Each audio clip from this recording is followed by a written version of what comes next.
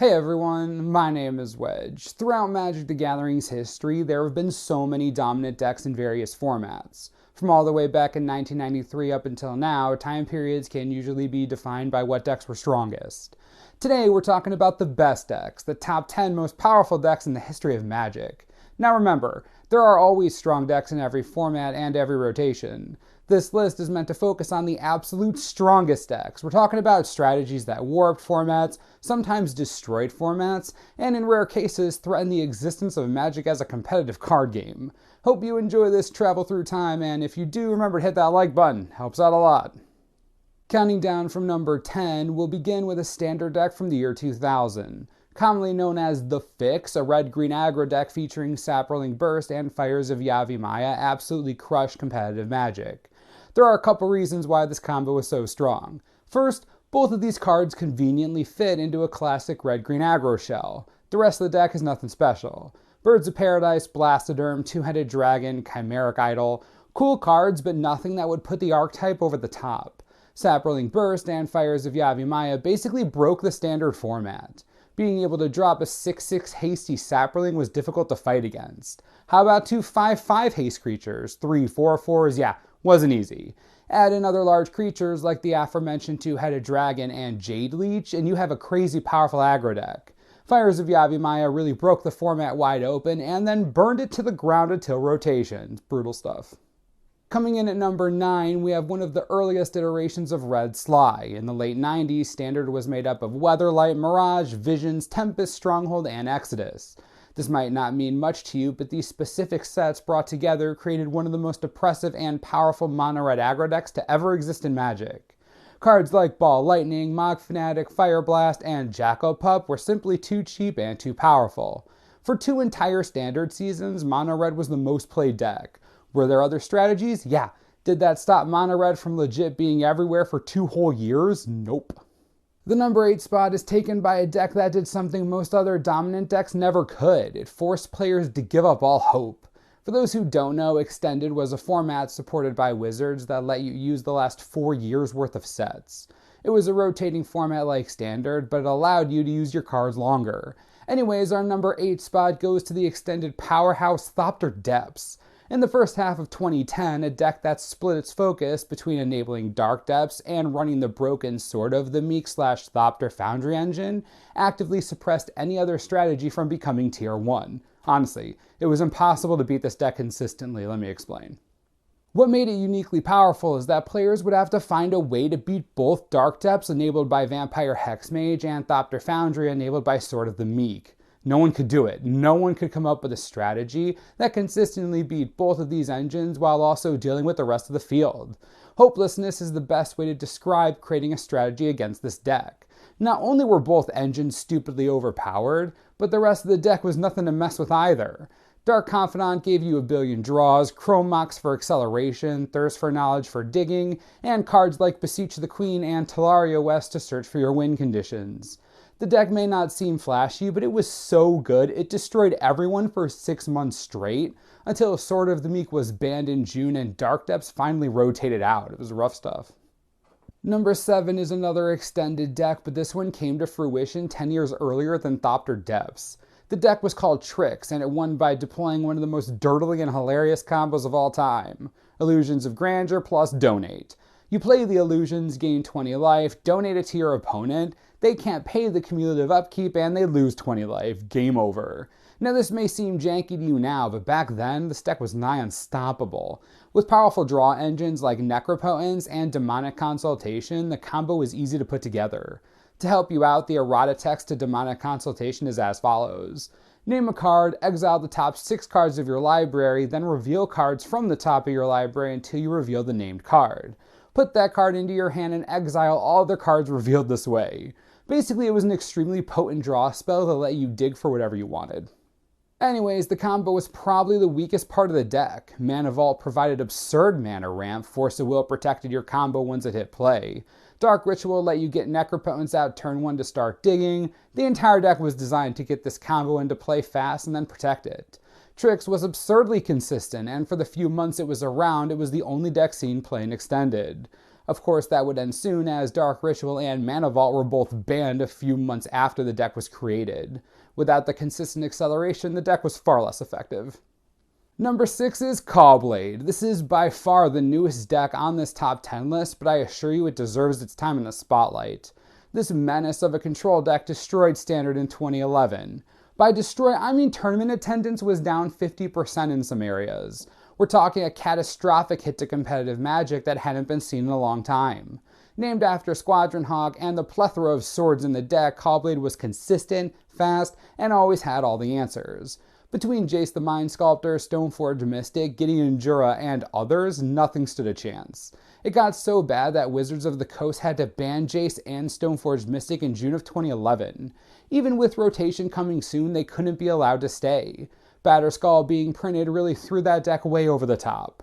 Caw-Blade lived in Standard far too long, easily one of the most dangerous times in Magic in recent memory.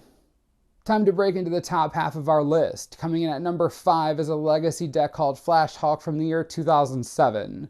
There were a million different variations of this, but the deck only existed for 2 months and 1 Grand Prix. It wrecked that Grand Prix, by the way. Anyways, the cornerstones of the deck are the namesakes, Protean Hawk and Flash. Let me explain how this works. You flash Protean Hawk onto the battlefield. Since you can't pay the cost, it dies. You get the trigger and grab a Body Snatcher and Carrion Feeder out of your deck. They hit the battlefield, you sacrifice the Body Snatcher and use its second ability to bring back Protean Hawk. You then sacrifice the Hawk to the feeder to get yourself a Karmic Guide. Once that hits the battlefield, the trigger gets you your Hawk back again. You sacrifice the Hawk again, this time getting Kiki Jiki Mirror Breaker. Now just tap Kiki Jiki targeting Karmic Guide. With the ability on the stack, sacrifice Kiki Jiki. You let the ability resolve, it brings back Kiki Jiki now that he's in the yard, and you can make 50,000 Karmic Guides with haste and win the game. All you need to pull this off, Flash and Protean Hawk. That's it. Turn 2 win a lot of the time, believe it or not, it was sick stuff. For our 4th most powerful deck of all time, we're going back to Extended, but this time we're traveling way back to 1999. Say hello to High Tide. This little unassuming instant dominated the spring of 1999 competitive play. You play a bunch of islands, cast High Tide, then Frantic Search, Time Spiral, and Palinchron your way to infinite mana. You keep doubling up your mana from your islands. Use half of that to cast these quote-unquote free spells, then you untap the lands and get more mana. You can do this forever, then cast Stroke of Genius, targeting your opponent and mill them to death. You can do this as soon as turn 3. High Tide's consistency was the most dangerous aspect of the deck. Besides your infinite mana engine, the rest of your deck is all counterspells, tutors, and draw spells. That's the whole thing. Just setting up for a ridiculous High Tide. That itty-bitty 1 mana instant destroyed Extended so hard that Time Spiral had to be banned from the format in June of that year. After losing its best card draw spell, wasn't nearly as effective. Top 3, this is where things get real. Coming in at number 3 is the culprit of a dark time called Black Summer. Necropotence is both the name of the most powerful card in the deck and the name of the deck itself. Before Standard was called Standard at the very first Pro Tour in 1996, Necropotence had its first big break and annihilated the field. The card draw it gave was simply too good to play against. Utilizing annoying disruption spells like Hymn to Turok and Strip Mine, Necropotence decks were too good at breaking up anything anyone else wanted to do. With mana ramp like Dark Ritual and pseudo-tutor Demonic Consultation, this was the first unstoppable deck. Add in powerful creatures like Hypnotic Spectre and Order of the Ebon Hand, and you have a deck that pretty much did everything. Wizards took almost a year, but they eventually restricted Strip Mine and Hymn to Turok, 2 of the best disruption spells in the deck. That entire year, though, all Necropotence all the time. Literally nothing else stood a chance. Number 2, almost at the top. How exciting. Number 2 is Affinity. You all knew this had to be high up on the list. Yeah, obviously. Standard format, a bunch of artifacts are printed in a set called Mirrodin. People think they're cool. Artifact deck starts seeing play in both Standard and Block Constructed. How cute. Darksteel, the second set in the block, comes out early 2004. Crap hits the fan. Aether Vial, Arcbound Ravager, Skull Clamp, these cards hit the artifact decks and the format immediately catches Robot Fire. Along with partner in crime Disciple of the Vault, Affinity begins its ravaging of the Standard format. This isn't the worst part though. The reason why this deck is number 2, it drove people away from Magic more than ever before. The decline in active players from the end of Mirrodin block to the beginning of Kamigawa block is legendary. Ask an old school player when they took a break. there's a decent chance it'll be around this time. Players were fed up and Wizards wasn't banning fast enough. They finally banned Skullclamp in June of 2004, but that wasn't enough. It took until March of 2005 to ban the rest of the broken Affinity engine, by then way too late. The game had taken a significant hit. Of course Magic is fine now, but then it was touch and go for a while. Seriously, it was scary. So which deck could possibly be above Affinity, be above a deck that almost destroyed Magic? Well, how about a deck that almost destroyed Magic better? The number one most powerful deck in the history of Magic ever, White's Academy. The culprit, a combo winner, Urza Saga, released in late 1998. Tolarian Academy is one of the most powerful cards to ever exist, so naturally everyone in the world starts running it. With crazy stupid artifacts like Lotus Petal, Mana Vault, Mox Diamond, and Scroll Rack, the amount of mana the Academy can generate is truly unreal. It lets you cast your impulses without a problem, counterspells, time spirals, windfalls, anything to refuel your hand and generate you more mana. Thanks to time spiral and tapping your lands, once you have enough artifacts, you can get ahead on mana and keep casting windfalls and time spirals until you have enough extra mana to stroke of genius your opponent to death. The deck was so strong that Tolarian Academy and Windfall are both banned in December of 1998, only living in Standard for 2 months. Best part, those same 2 cards were also banned in Extended and Legacy and restricted in Vintage. After only 2 months, that's how you know something went wrong. The core of the deck is so powerful that in March of 1999, the new version of the deck has to be completely banned out. White's Academy is the most powerful deck of all time. So powerful it's the only one to ever warrant an emergency ban. Memory Jar was banned before it was even legal. You want a time when morale for Magic was low? Yeah, it would be the winter of 1998 to 1999. Trust me, it was awful. Hope you enjoyed our trip down MTG memory lane. Let me know what you think about our list. Also, which decks do you remember being super dominant that weren't on the list? I'd love to hear what you have to say.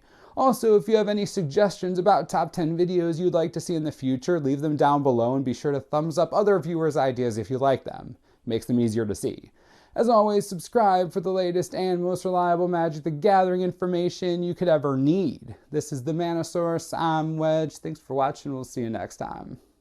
This video is brought to you in part by TCGplayer.com. Now that we're done talking about stupidly powerful decks, let's buy some stupidly powerful cards.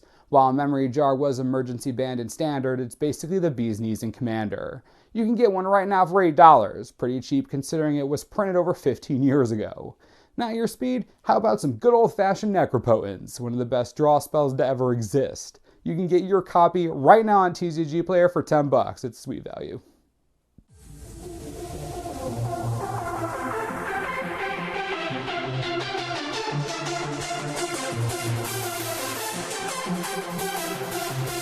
Wow.